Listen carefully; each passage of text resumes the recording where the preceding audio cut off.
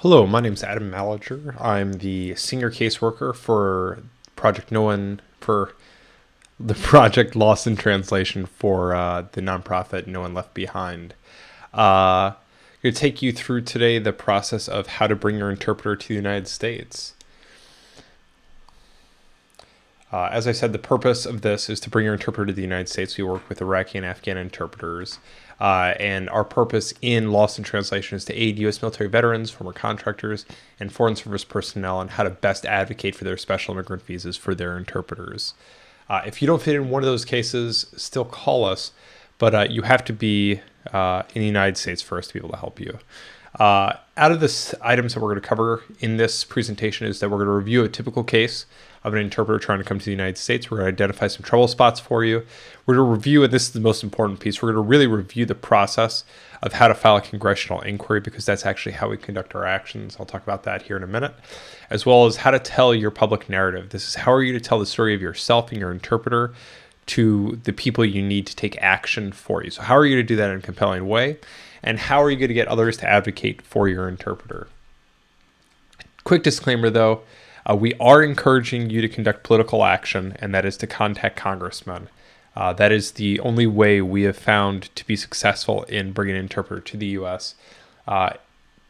Keep watching. I'll explain every step along the way. But also, we cannot work with individuals who failed a polygraph or who've had adverse criminal or insurgent allegations placed against them. If there is some kind of allegation against your interpreter by someone who replaced you or someone who came before you while you were overseas, it's going to be up to you to try to get them exonerated. We can't support you until they do. It's part of our policy.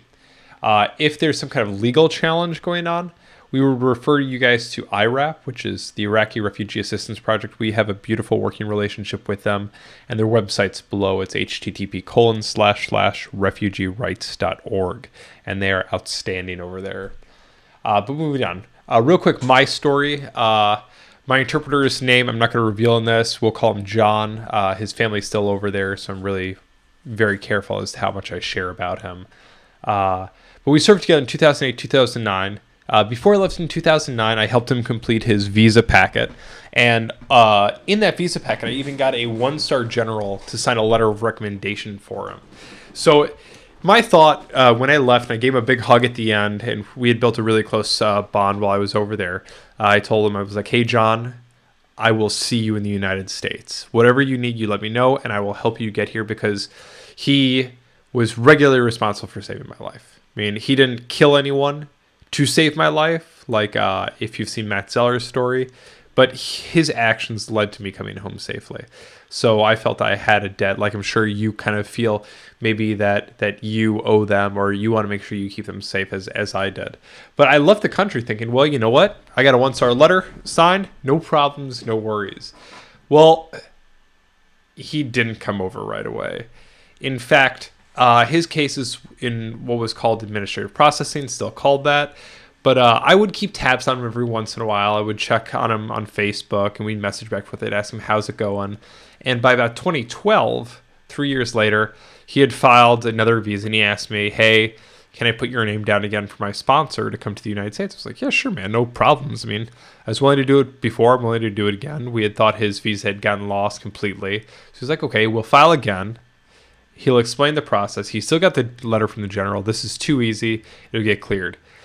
In the summer of 2014, I saw a video of from Vice News. Highly recommend them as a news source. But they went to Afghanistan and they interviewed interpreters. And I saw the stories of these guys in hiding. And I had kind of left, or hadn't talked to John in a long time. So immediately I'm like, what's going on here? So I messaged him. He was still working for U.S. forces at the time. He was okay, but the death threats had increased. So I was kind of worried. And his visa, as I checked, was in this thing called administrative processing. And this is kind of where No One Left Behind came in. And this is where I finally got a hold of, at the time it was just Matt working No One Left Behind. And he was really busy. Finally talked to him, and he explained to me the process I'm going to explain to you. And I'm going to explain it to you in more depth and give you some of the lessons learned than I did. But essentially, 3 months which included, actually it was over, I just went back to my file, it's over 17. It ended up being about, I was in the process of contacting about 25 senators and representatives. The target number I'm going to give you is 17, but expect to go for more. But 3 months, 17 to about 25, almost 30 congressmen, and around 12 friends connecting me to their senators and representatives. And you can see there on the right, I blurred out his face, but that's my interpreter, John. And that's me meeting him at O'Hare Airport. That's the first time we saw each other in since 2009. And that was the Saturday after Thanksgiving, 2014. So thankfully he's here. He's actually still living in Chicago. He has a job. He's going to school, and he's doing really, really well for himself. But now let's take you through the process. And you can, I hate to kind of sound like the salesy pitch guy, but if your interpreter's in administrative processing, if you follow the steps we're going to give you, it's been proven to be successful. We can't promise it. We can't guarantee it. But what I can tell you is No One Left Behind has done tremendous work in, one, working out this process, and two, advocating to Congress to make sure the visas are available for Afghan interpreters. Okay, and that's a lot of the work that Matt and him and the other workers for No One Left Behind did in DC in congressional action. But let's talk congressional math, because really you are going to go on a political campaign here for your interpreter. Now, I'm not saying that any of this is right. I'm not saying this is how it should work. What I'm telling you is this is the reality of the situation. Steps need to be changed, but this is the landscape we're dealing with today. So I'm going to walk you through it. Now, like I said, the gold number is 17, but you want to shoot a little bit higher than that. Now, the good news is if you live there or if you grew up there, you can contact them. That's kind of our baseline here. So, for example, I grew up in Illinois, wonderful state, grew up just outside Chicago. But right there, it gives me 2 senators I can contact and one representative, which is great. The representative in which I grew up. That representative actually was one of the guys who really pushed hard, and I attribute a lot of my success to him. The second one is I currently live in Massachusetts. I'm actually living just outside Boston. So that gave me 2 additional senators and 1 representative. So these guys I contacted on my own first. Okay, making the first phone call is the toughest because you don't know exactly how it's going to play out. But let me tell you, once you get the ball rolling and you learn the process, it becomes pretty easy.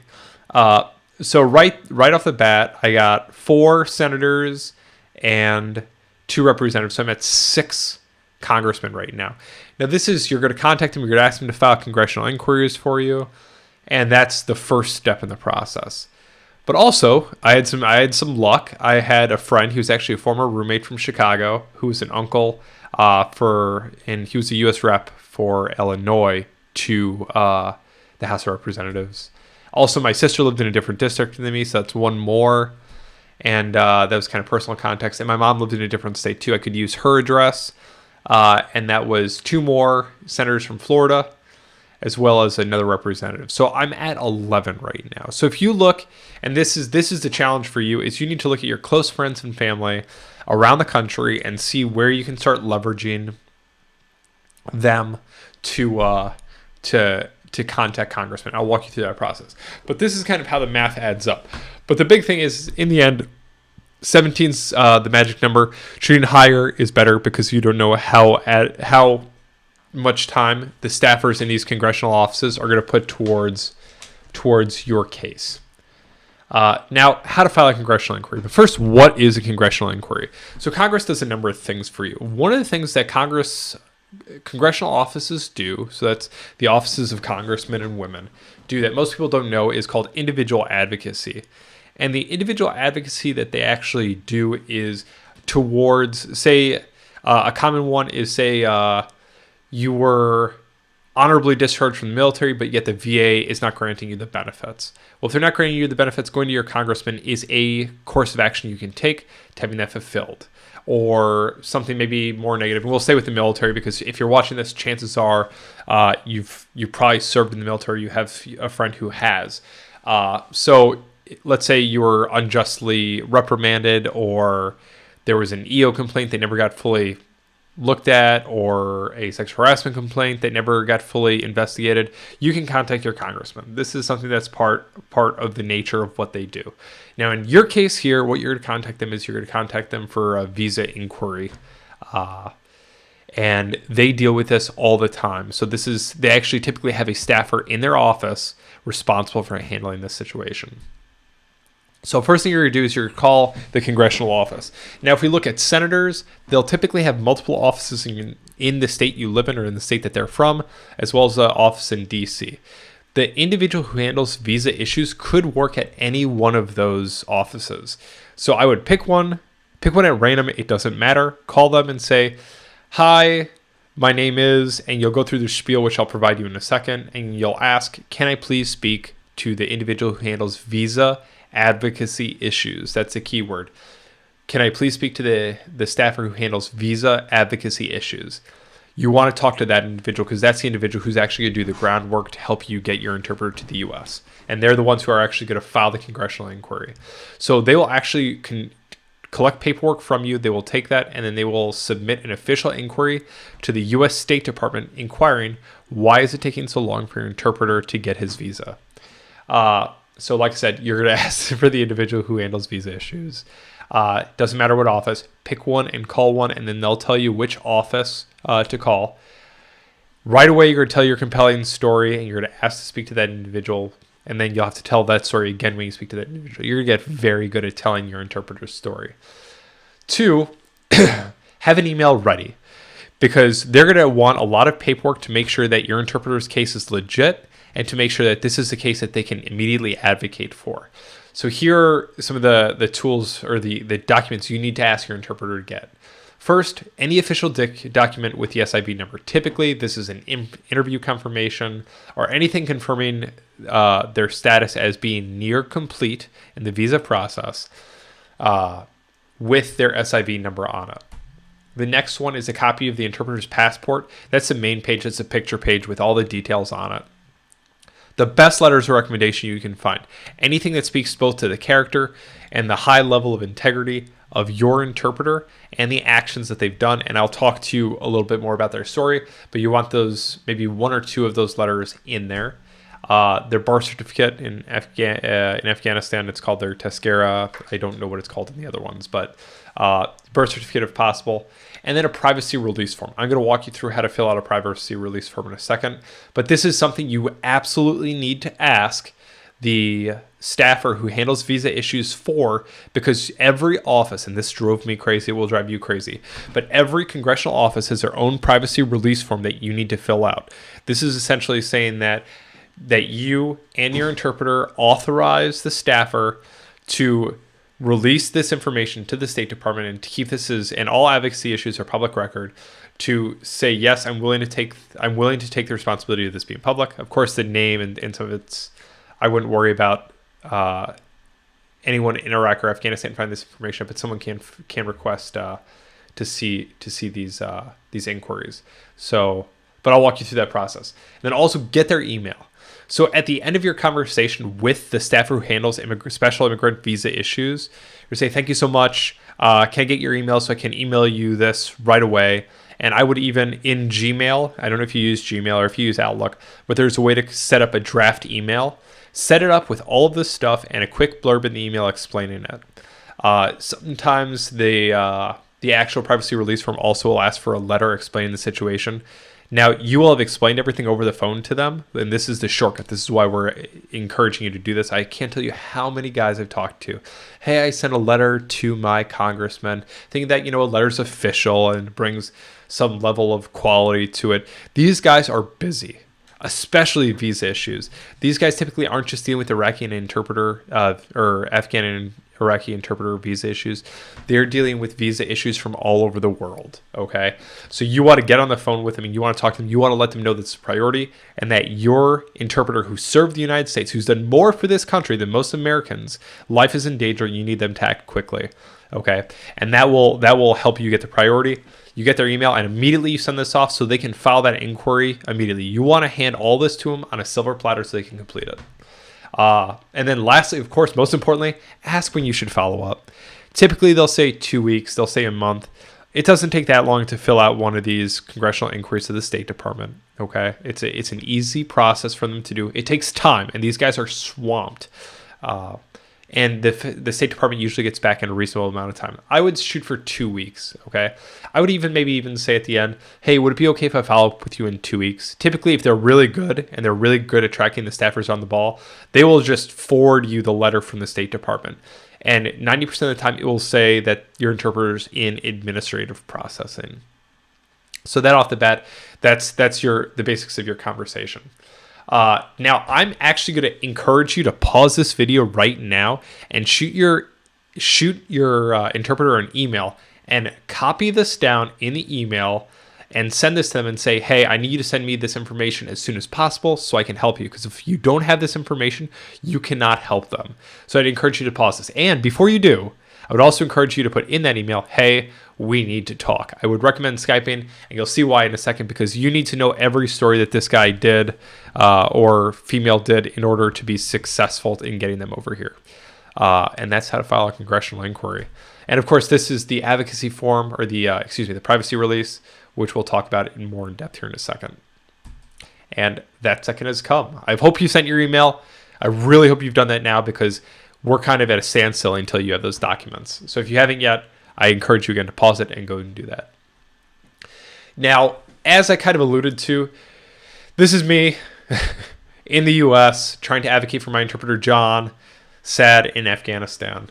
Now, this process is kind of in depth, and I've blown this up for you so you can kind of see some of the key aspects of what you need to enter here. Because the big question is, what do you need to put what do you need to put where, and who is, because you see, if you are the claimant, well, the claimant's not a U.S. citizen. The claimant doesn't live in the district.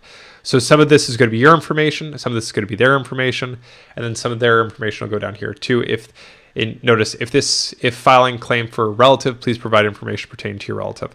Now, mind you, this is one Privacy Act release form. Every Privacy Act release form is different. It will ask for different stuff. I found this one because it was kind of the most comprehensive one, and we'll go through it, okay? Now, bear with me here. You can pause this so you can use this to fill out the form, but I'm going to talk you through it real quick. The name. This oftentimes will be your information, because if you're the claimant, and you kind of are in this case, because you're the one requesting the inquiry directly, because you're the American citizen living in or is from that district or state. Now, they might say, hey, put your interpreter's information there. If they don't specify that, put it all down here. Your date of birth, the SIV number of the interpreter. That is the most important thing that they're going to need. The federal agency you're going to request that they contact is the State Department. Now, the address is the address in the district. For example, when I was advocating for the individuals in Illinois, even though I was living in Massachusetts, I put my home address, which is still my home of record, which is just outside Chicago. I put that down. And then the contact information is also crucial. The phone number is going to be your phone number and your email address. And also, if they ask for your social security number, you put that there too. I can't emphasize enough that this be accurate to your information. And you'll see why in a second as I'm talking how you do this through another person who lives in a different district than you to get the most amount of advocacy going for you. Authorization, your signature, and then the person filing for a relative. Okay, so here's the thing. Your interpreters in Afghanistan, they probably have access to email on their phone, or maybe at some kind of coffee shop or something. I honestly have never been in Iraq. I don't know. Afghanistan, I don't know how they access the internet. Sometimes they have it at home off satellite dish, whatever it is. Probably they're also not going to have a scanner. So use your best judgment. If they don't require your interpreter to sign, don't worry about it. Just submit it. Sometimes they require your interpreter to sign it. You can give them the spiel. Hey, guy doesn't have a scanner. This is extraordinarily kind of outlandish actually for you to ask me just because of where they live. This is too hard for them to do. Sometimes they'll say, okay. Other times they'll say, hey, I really need you to get them to sign it. Use your best judgment in how you get the signature. I'll leave it at that. If you have any questions, please contact us. And then also, have you opened a case with another office? You're looking at opening the case with about 30 offices to get 17 real congressional inquiries, okay? I leave that blank unless they specifically ask me to fill it out. I just leave it blank. That way, the staffer there thinks that they're their primary line of effort, and that works in your favor, okay? If they ask, be honest. Don't ever lie to these people, because they're putting themselves out for you, and they're doing you, really in essence, they're doing you and your interpreter a favor. Always be 100% honest. Now, lastly here, it says, notice, in a separate attached letter, please explain why you're seeking this senator. This is Senator Johnson. I forget what state he's from. Include any relevant documents, important deadlines. And that's all that list of materials I told you. But oftentimes they'll ask for a letter. Now, when you call them and you describe the situation, oftentimes that will count as this letter. But ask if they still want the basic letter explaining the situation. Because if they do, if they want the congressman to make, or the senator to make an official phone call, that doesn't happen often, okay? But if they do, they'll want that so you can just hand it to them. You want to give the staffer the easiest time possible. And oftentimes also they might use excerpts of that letter into the official inquiry to the State Department. But ask them, hey, do you want, I noticed it said you want an official letter. Ask them if they still want that. If not, don't worry about it. Move to the next step. Okay. So, again, when you call, ask when to follow up. And I'm also going to give you some tools at the end on how to best track using the spreadsheets to follow up, because you will want to follow up with these guys often. But make sure you send the email. And again, if you haven't asked how long to follow up, or you might even want to confirm in the email, hey, you mentioned 2 weeks, just want to confirm that that's good enough time. And you send that in an email. Ideally, you send this email within a few minutes of talking to your staffer. Okay, that is key. That way it's fresh in their mind. They might actually take action on it immediately. And then I'd like to congratulate you, because your first congressional inquiry has been submitted. The first one's the toughest because you're still learning the process. You're still kind of figuring out the ropes. You're still learning how to have conversations with staffers. But the first one's the biggest hurdle. Get that done as soon as possible. Once you get all of those materials, you make that first phone call to the office and you figure out who handles immigrant visa issues. Next step, also be aware that you want to check the status of the visa. In fact, I'd actually recommend doing this beforehand. That way you can kind of avoid any trouble with the staffer having to identify what the actual process is. Now, typically what this will do is it's an SIV visa. Notice the visa application type. There's no SIV visa, but you will input immigrant visa, the IV, and then you'll immigrant the case number. It will start with the letters KLB in the Afghanistan case. I don't know the Iraqi case. And then you'll submit it, and it'll pop up into a window, and it'll describe what the situation is. It'll also say the most recent time that it was updated. Now, what's nice is I believe that every time a congressional inquiry gets submitted, it has to be updated in their visa packet. So this is kind of the ringer to the flashing red light to the individuals who handle and complete the visas that, hey, this case is being scrutinized by congressmen and congresswomen. We need to raise the priority of this. We need to get it done because this guy is clearly in a lot of danger. Okay. And you can just honestly, you can Google U.S. State Department visa status check and this will come up. Or if you want to just type this URL, do that. I'd advise doing that.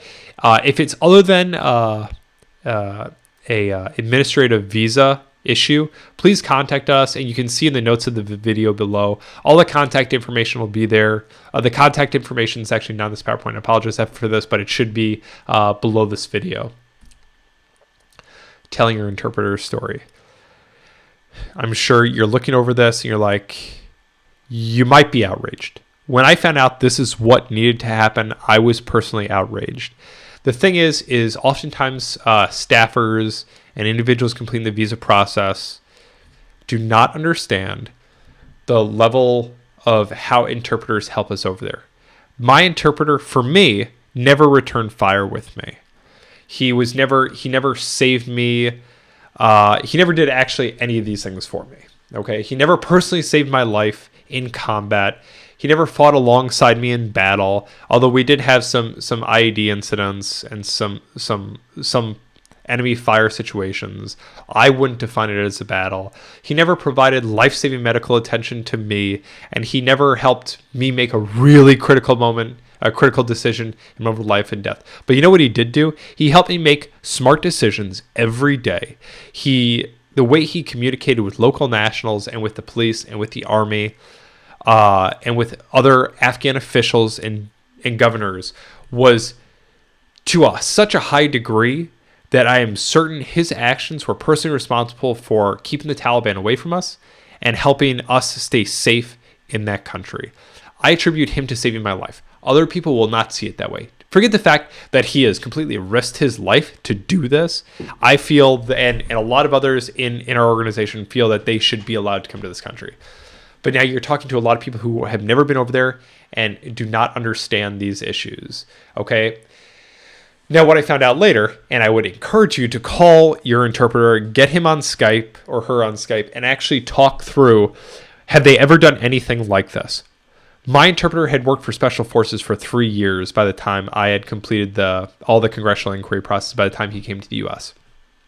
I had no idea the amount of battles, the amount of enemy fire, the amount of American lives he directly saved by killing Taliban. Had I known that, this process would have been so much simpler, and I advocate and I encourage you to contact your interpreter and get all of their war stories.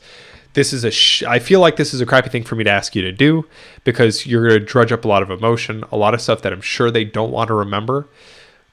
It sucks, but this will help you out, and this will enable you to write a better letter recommendation for them if they don't already have a really great one. So you really need to paint a compelling story as to how they've risked their life. For me, I also explained a situation where my interpreter went home and the Taliban essentially nailed a letter to his door, a night letter, saying if you come back or if you don't leave by sunset, we will come in and kill you, your mother, your father, and all your little brothers and sisters. Like, it was real. And telling a story like that really provides an emotional attachment to them. Like, this is like, it describes how real this situation is. I tell the staffer that story and usually, okay, next step. Do not tell my interpreter's story. Talk to your interpreter, get all their stories, and guarantee you their stories are going to be compelling enough for you, okay? Again, be honest, be 100% forthright in this process. And then you also have to explain why now. So you have to say, okay, here's what he's done or she's done for the United States.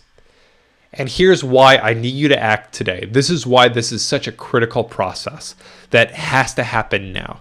They face direct threat now. They're in hiding. They keep receiving more and more death threats. The area they're in, they're hunting down interpreters and killing them. Most likely, this is true in both countries. Their family's threatened. They need to get out of there so that people forget that their family was affiliated with them. I mentioned the in hiding. And essentially, due to many years, this is a pretty common one that I'm sure pretty much every interpreter or every person advocating for an interpreter can say, but do check with them because maybe they wore like some kind of face mask or something along those lines. But they were an interpreter for so long and they work with so many Afghans, it's only a matter of time that someone that they worked with walks past them at a market, walks past their home, sees them, and is like, that guy worked for U.S. forces, and goes to the local Taliban or the local ISIS or whoever is the enemy in your country and says, there he is, take him down. Okay? This is something that they're all facing. And in the end, the kind of feeling that the staffer needs to be left with is essentially it is a matter of time before they are killed. And they are in a direct position to be able to help them. You don't have to butter it on too much. They'll get it when you tell the story. You don't use your best judgment. And also treat these staffers like gold. These guys a lot of times do this on their own accord for you, and they've done it for so many veterans so far. Be very kind to them and treat them like gold, and continuously ask them, how can I help you advocate for my guy better? And they will be grateful that you see it from that perspective. Okay, be super kind, be super courteous, and just be real with these guys, and they'll be real with you. Okay, so somewhere around this video, you'll see a link to download a file that reviews for you a narrative to go through for this. I use John's story, and you can kind of get an idea of what this process will take.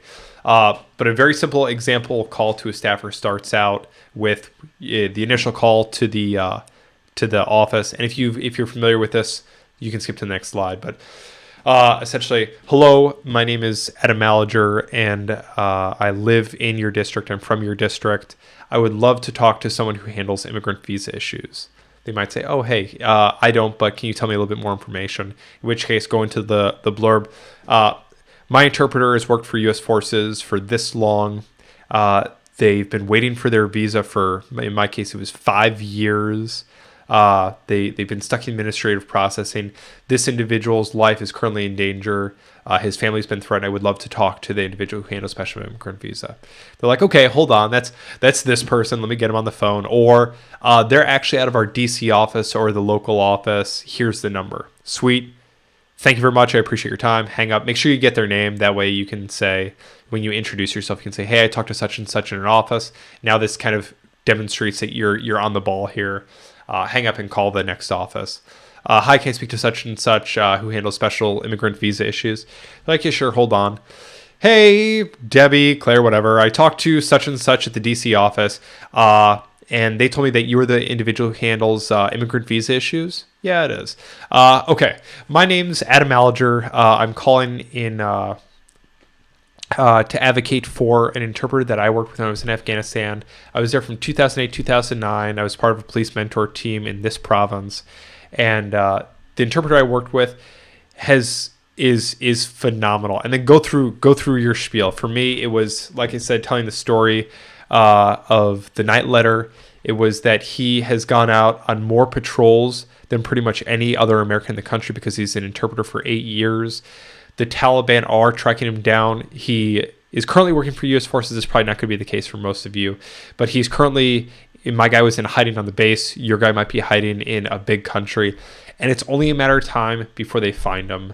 And I would like to file a congressional inquiry for this. As long as you tell a compelling story and refer to my notes on this, they'll say okay, and then they'll ask and they'll start walking through the process. Let them know that you're for the most part aware of the process. You might not be aware of the process for their office, but you're ready to produce what they need. And they'll tell you what they need. It might be more than the email I sent you or the list of the email stuff that were in this video, but be prepared to get other documentation as well. Congressional math. Okay, this is messed up. I'm sorry, I don't have time to redo this video, so we're just going to work through this.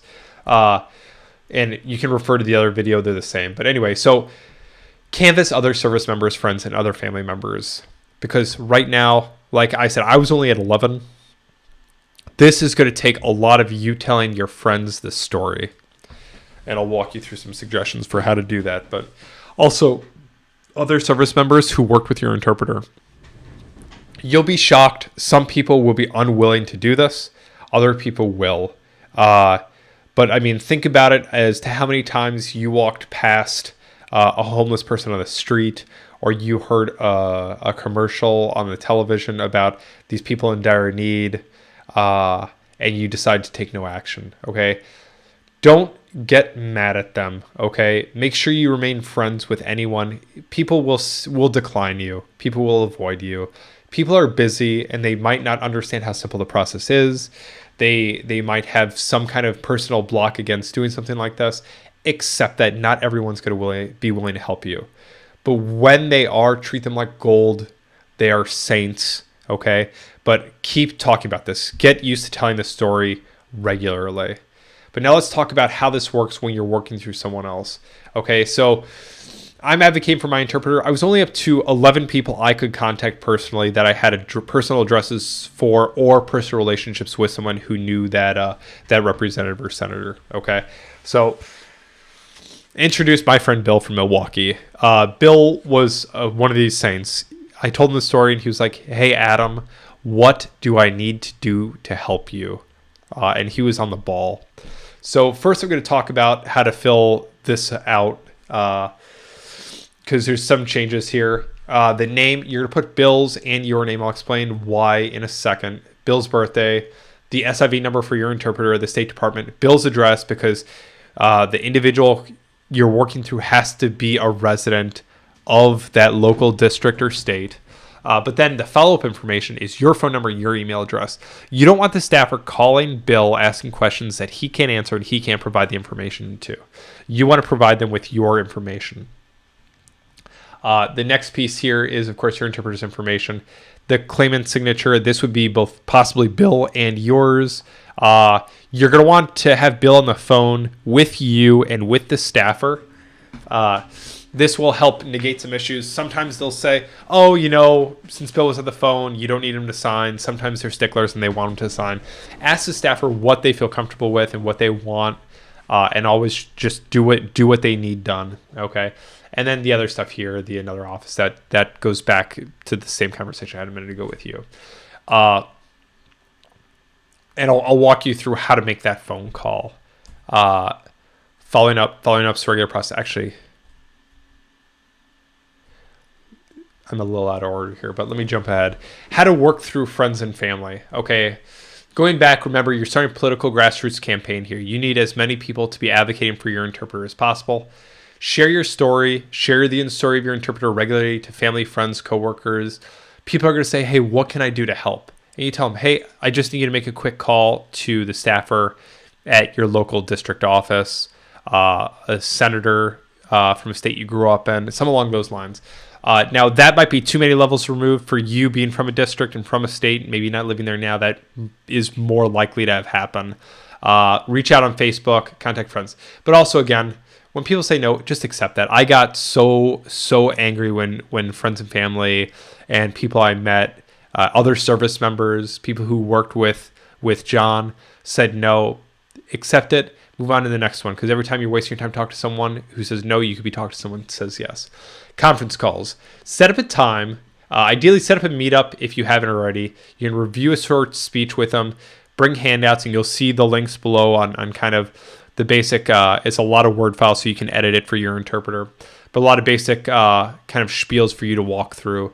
And then also, if you can't be in person with them, work at a conference call. For Bill, I was like, hey, let's do a 3-way call with the staffer's office.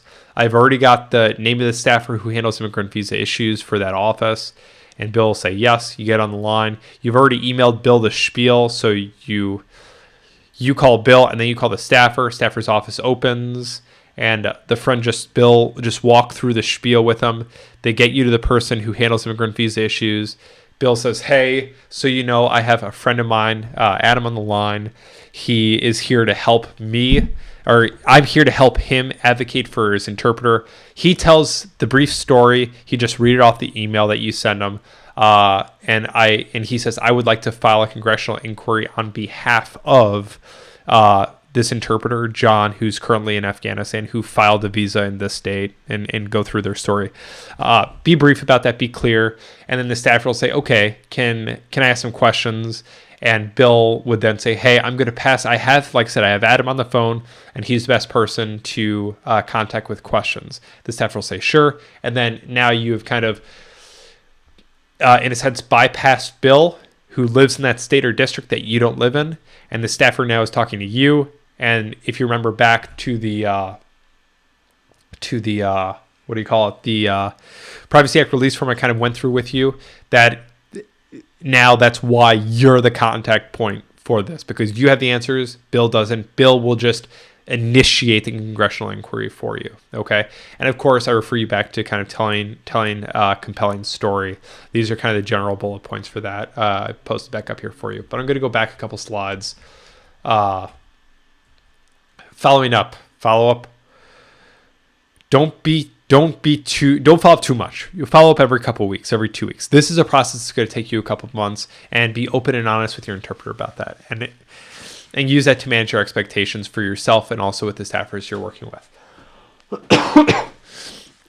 Administrative processing, what does that mean? That means any number of things. But the number one thing it means is that your interpreter is still in the process, and the State Department did not find any reason to negate their visa.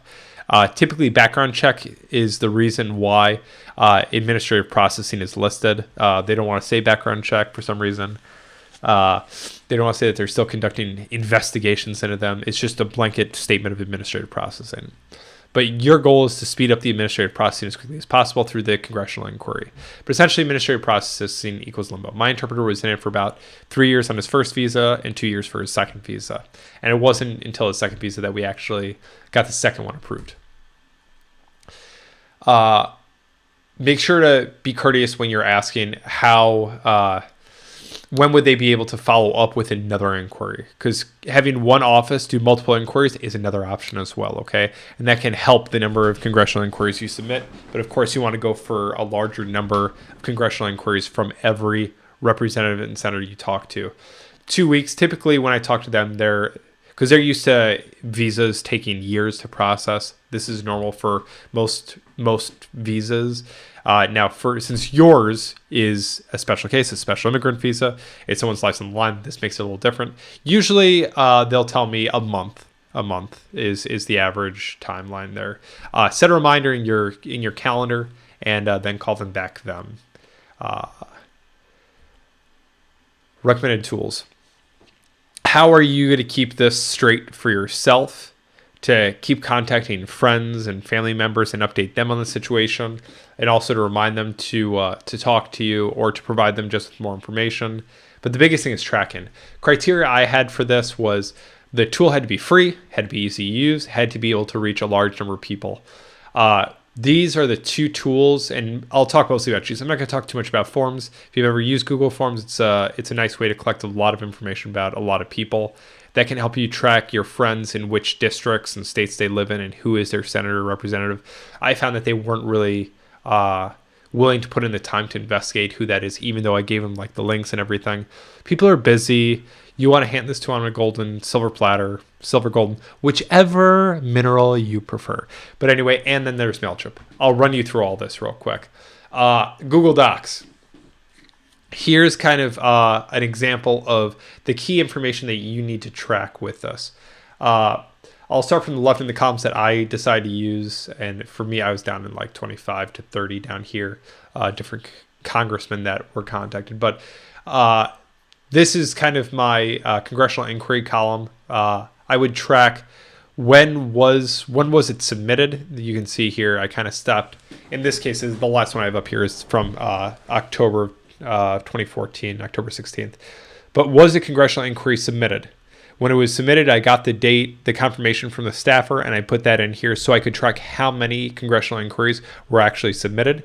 If it's green with a date, for me, that tracked when did we receive word from the State Department through the congressional office as to that not only was it submitted, it was received, the case was investigated, and here is the date. So my first one came in August of 2014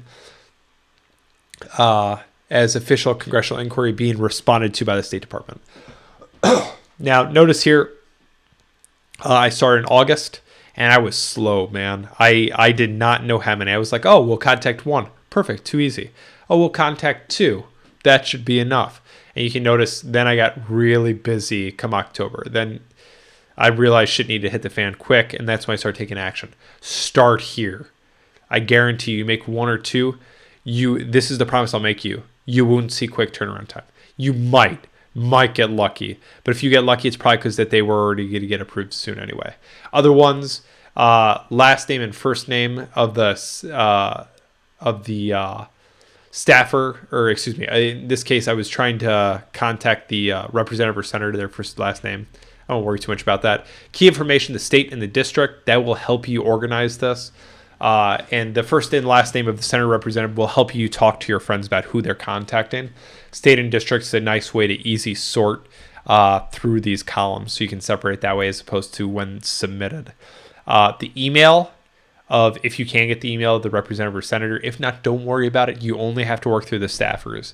Okay, you want to get the staffer's name. That is essential. If I were to share this with you, and I don't want to because it's my friend's contact information, but you'll see that some of these columns are really blank. The email of the senator representative, very, very blank. First names, the representative senators, I think I put one in there. The last names were key. That helped me talk to my friends. But the staffer's name, always filled in. The staffer's email, always filled in.